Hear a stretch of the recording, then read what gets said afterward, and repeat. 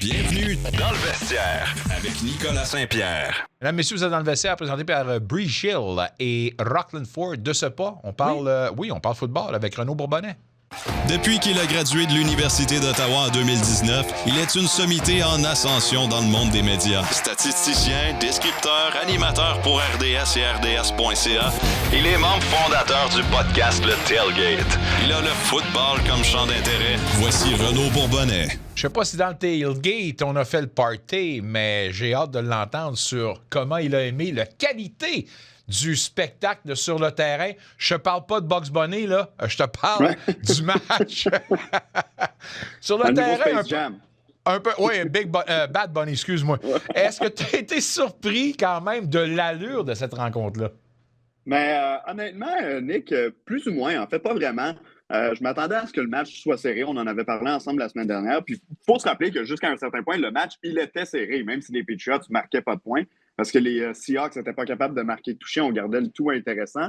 Mais on le savait que les deux meilleures unités pour les équipes, ou du moins les unités qui avaient dicté le ton du match, c'était les défenses d'un côté comme de l'autre. On savait aussi qu'il y avait une difficulté sur la ligne à l'attaque des Patriots de la Nouvelle-Angleterre. Ben, au final, cette difficulté-là, elle était trop grande pour eux. Ils n'ont jamais été capables de la combler. On n'a jamais été capable d'amener de la protection supplémentaire. Drake May a couru pour sa vie là, pratiquement tout le match. Oui, tout à fait. Là. Lui a passé un mauvais quart d'heure, c'est le cas de le dire. Mais n'eût été de Walker de third comme MVP, c'est sûr qu'il y a un des batteurs des Seahawks qui l'aurait ramassé parce que de la façon qu'eux autres ils sont comportés, ils ont été au sommet de leur art. C'est définitivement là, un cours qu'on doit donner aux gars qui évoluent à ce niveau-là. Mais revenons sur Kenneth Walker III qui gagne le MVP pleinement mérité en ce qui concerne le porteur de ballon. Parle-moi justement de l'exploit avec ses 135 verges. Hein.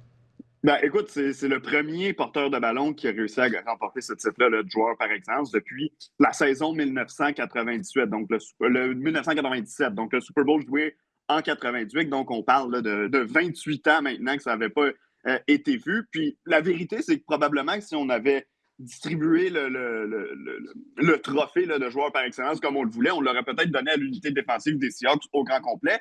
Mais c'était difficile de mettre le doigt sur un joueur défensif des Seahawks qui s'est particulièrement démarqué. Ouais. Je prends l'exemple, le dernier joueur défensif qui a été joueur par excellence du Super Bowl, c'était il y a 10 ans, au Super Bowl 50, aussi à San Francisco. C'était Von Miller, rappelle-toi, le dernier match de la carrière de Peyton Manning. Mais Von Miller, il avait dominé complètement ce match-là. Il était dans le champ arrière des Panthers constamment. Il avait complètement harcelé là, Cam Newton. Cette fois-ci, la défense des Seahawks a été complètement dominante, mais il n'y avait pas un joueur en particulier qui se démarquait. Donc, je pense qu'on est allé statistiquement. Walker, c'est un choix logique. Mais si on établit là, d'une année à l'autre tous les joueurs par excellence du Super Bowl, je ne pense pas que Walker a eu un match, disons, MVP parmi les MVP. Par contre, il devient joueur autonome au mois de mars, potentiellement, si les Seahawks ne prolongent pas son contrat. Ça va lui valoir quelques millions de plus, ça, c'est ça. Là, on s'entend que ça n'a pas été un match de corps arrière, mais il y en a un qui est champion aujourd'hui qui s'appelle Sam Darnold. Dis-moi ou confirme-moi qu'à partir d'aujourd'hui, à partir du moment qu'il a levé le gros trophée, c'est sûr qu'on vient d'ajouter une dose de respect envers ce gars-là. Là. Un gars qui a été tagué comme étant un gars qui n'était pas capable de gagner les gros matchs. On connaît son cheminement et tout ça. Sam Darnold, maintenant, mérite le respect et vient de laisser un bel héritage. Ben, tout à fait. Puis tu parles de sa réputation de ne pas gagner des gros matchs. Ça, c'était juste depuis l'an dernier parce qu'il avait joué dans des gros matchs. Mais auparavant, c'était un carrière qui n'était même pas assez bon pour être un partant là, au niveau de la NFL pendant plusieurs années. Bon, visiblement, l'organisation des Jets de New York a quelque chose à voir avec tout ça, mais tu fais bien de le mentionner. Maintenant, il faut mettre le nom de Sam Darnold avec une petite étoile à côté. Il faut le considérer parmi les très bons carrières de la Ligue, même si, en tant que tel, il a connu un match ordinaire, Sam Darnold. Il a évité les revirements, ce qui était un des premiers points pour les Seahawks pour s'assurer de gagner ce match-là. Donc, pas victime d'interception et tout. Mais plusieurs fois dans le match, on l'a vu lancer des ballons imprécis, ce qu'on ne le voyait pas nécessairement faire cette saison. J'imagine qu'il y avait une dose de nervosité. Le fait qu'il n'était pas à 100% aussi, ça fait plusieurs semaines qu'on parle d'une blessure au muscle oblique dans son cas. Mais quand même, aujourd'hui, les champions du Super Bowl, il a évité les erreurs parce qu'à 12-0 au troisième quart, une interception de Sam Darnold retournée pour un toucher, et là, on a un tout nouveau match. Il y a certaines passes qu'il aimerait retenter certainement, mais règle générale, il a évité les grosses erreurs. Il a laissé le reste de son équipe, la meilleure unité de son équipe, sa défense parler d'elle-même. Et j'espère qu'il y a des organisations qui vont bien comprendre le message. Parce que alors qu'on se pose la question à savoir qu'en est-il de l'avenir d'un J.J. McCarthy qui n'a pas nécessairement répondu aux attentes. C.J. Stroud également avec les Texans, on se demande si c'est encore le gars d'avenir. Sam Darnold nous confirme que des fois, il faut être très patient envers tes quarts d'avenir, puis pas jeter le bébé avec l'eau du bain, puis peut-être le développer et surtout lui donner les bons outils pour se développer adéquatement. Là. Ben voilà, puis tu sais, il y en a d'autres exemples dans les dernières années. Un Daniel Jones, par exemple, qui a quitté les Giants, qui a débuté la saison 8-1 avec les Colts avant de se blesser. Un Baker Mayfield qui, depuis quelques années, connaît des bonnes saisons avec les Buccaneers, mais on avait abandonné sur son cas à Cleveland, tout comme en Caroline. Sam Darnold, bon, c'est maintenant probablement le meilleur exemple vu qu'il a gagné le Super Bowl. Mais Kevin O'Connell, l'entraîneur-chef des Vikings, a dit quelque chose d'intéressant au début de la saison en parlant de Sam Darnold qui avait quitté l'organisation. Il disait il y a plus de mauvaises organisations qui ruinent des bons carrières que le contraire. Au sens où il y a une raison pourquoi ces joueurs-là ont été sélectionnés haut parmi les premiers de leur QV et qu'on voyait en eux des carrières d'avenir. Mais des organisations comme les Jets de New York, comment ça se fait que tous les joueurs de talent à la position de carrière qui passent par les Jets de New York, magiquement, ils sont tous pas capables de faire le travail. À un certain moment, il faut regarder peut-être aussi les organisations qui gèrent mal leurs joueurs. Très bien dit ça. Est-ce qu'on doit surprendre quand même du côté des Patriots, puis Mike Vrabel certainement, où on n'a pas tenté de développer un petit peu plus l'attaque au sol, alors qu'on voyait que par les airs, ça passait tout simplement pas. Est-ce qu'on aurait dû peut-être s'attendre à avoir beaucoup plus de courses au sol, selon toi?